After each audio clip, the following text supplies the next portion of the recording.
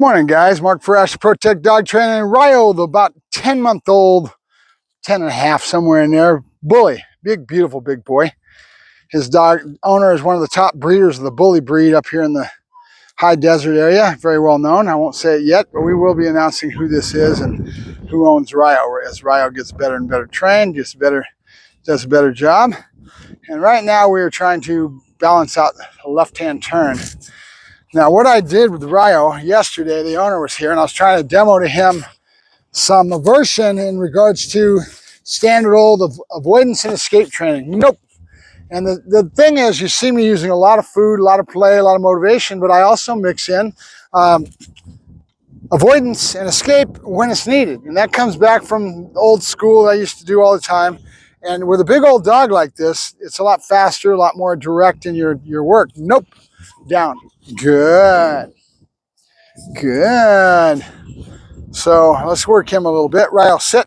Yes, good. Down. Good. Good. Rayo. Yep. Good boy. Dog's name first. Nice pause. And then the yep. We're just kind of reaffirming what he already knows, right? Good boy, Rayo. He's already been through my first month of training, which means he's got a pretty standard good understanding. No good and yes. And our training has been started. Yep. Yes. Good boy. Yep. Understands, look at him, understands the bulls. He doesn't understand how big he is and how much he crushes that bull, but that's all right. Good boy. Rayo, up, or place, excuse me. Rayo, place. Nope, nope. Good boy, good, nope, good. Big old boy, right? Good boy. So Rayo's main concern, and it's a lot true with a lot of large dogs, mastiffs, etc. They got so much body, they realize real quick what they can get away with. Yep. So he has a tendency to want to jump on you, to bowl you over with his body. Here. Yes, good. So we've got to teach him not to do that. So left-hand turns, what happens with dogs when they start to learn to heel? They start learning to follow this lure. And there they are at your leg, right? What they do is they start taking control of you by putting themselves right in front of you. And you go to do a left and you trip right over the top of them. And they end up taking your power away because they put themselves into a position of being able to be there and trip you. And now you no longer can get a good flow with your training, and you can't get a good left-hand turn. They take the power away from you. That's their answer to the aversive, right? And if they learn that that works for them, they'll start going to that all the time. You got a problem. So the answer basically, and I'll say this, and I'm teaching this to the customer now, is a right about turn, which puts them behind you, a little bit of change of pace, putting them behind you and then lead into the left. So it looks like this. Let me get rid of these, see if I can get him to flow with this, because I was doing it yesterday. And if he shies way off to my left, it's because I've done no, off. Good. Good. Rayo, heel. Good. That's my boy. Good. Nice sign that he's hungry. That's a good thing. Let me get my leash in my hands where I need it. Rayo, heel. Good. Left hand turn. Good. I'm using the food as a lure to turn his head because his problem was yesterday he was out in front. And I go to do a left and I trip right over the top of them. And they'll do that on purpose. They'll put themselves right in your way, and then you end up starting to try to walk faster and faster. I call it speedboating. And you're not going to get in front of them. And so they try to, and they put themselves in just such a position right in front of you that when you try to do a left, you trip over right over the top of them. So the answer is this, Rayo, heel, good, good, there you go, good boy, is a right about turn, and that puts him behind you and lead into the left before he can get himself into that sweet spot where he takes your control away. So again, if you're having a problem with your left-hand turn because the dog seems to be in your way and you're tripping over him when you do it, realize that what he's doing is putting himself in the position on purpose so he takes the power away from you so you can't swing into a left. He's trying to figure out, how can I avoid that aversion? How can I avoid that correction when he goes to do a left? So what happens is the dog takes your power away, you end up turning a 10 correction into a 5, and he'll ride with that 5 forever. That's just the way the dog works. Or let's say a dog jumps on you, another good example of this. Dog jumps on you and you go to throw your knee into his chest to do an aversive to teach him not to jump on you, which would normally be something he wants to avoid because he doesn't want to get that knee in the chest. So what happens is dogs will learn what I call ride the wave.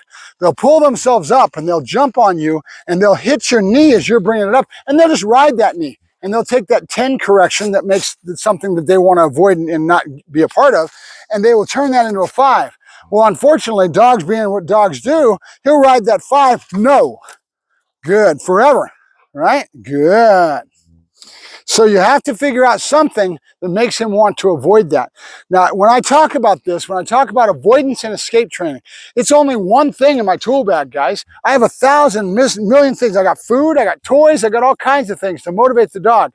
I don't need to go to the aversive side, but at the same time, if I don't, I'm going to be here forever, right? It expedites, it makes things a lot faster, and whether you realize it or not, all this argument about aversive versus purely positive and all this, we all live in the world of consequences, folks. If I go down the road and I end up speeding and I end up getting pulled over by a cop, that's a consequence for my behavior, right? And that's true in the world of all animals, anything on God's green earth, we all learn the same way. If I'm a dog and I run into a porcupine and I get a nose full of quills, how long is it going to take me to learn to stay the hell away from a porcupine? Not very long at all. So when you mix this into your equations and you understand how dog psychology works and you use the full operant conditioning paradigms where you're using everything, not just one item, not just purely positive, and sitting there waiting for the dog to do it, and he finally does it, then you give him food. Will he learn that way? Sure he will. But he'll learn a lot more efficiently with the rules and the laws of the dynamics. The laws, just like gravity, consequences in the world is paramount with everything. And it's just as powerful as gravity. You can't escape it. So why not use it?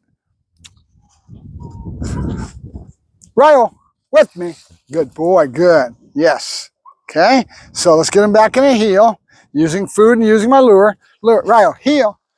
Good. Step back with my left leg, all the way back up forward. Yes. Nope. Good.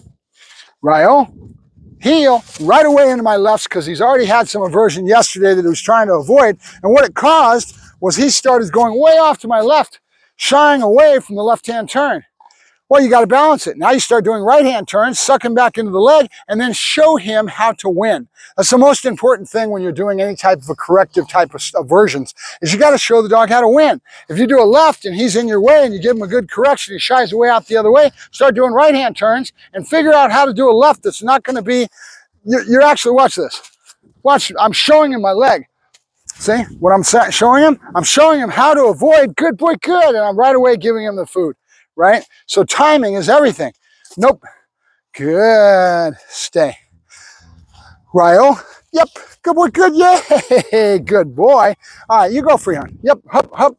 Good boy. Rayo. Down. Stay. Good boy. All right. So just a little lecture about aversives and what's called avoidance and escape. That was kind of a good example to show you how that's used. You end up having a dog. The bottom line is, as long as you show the dog how to win, show him where the win is at. Rayo, nope. Nope. No. Down. Good. All that was a lot of social pressure. I didn't even touch the leash. I pinched him a little bit on his body in the back and spun him around real quick. It was done and it's over with. So the other golden rule with the corrections, guys, make sure your corrections are done and over with without any emotional overlay, which means you don't write a book to them, you don't sit there and get all upset. All right, Mark Ferrasci, Protect Dog Training, and Rayo.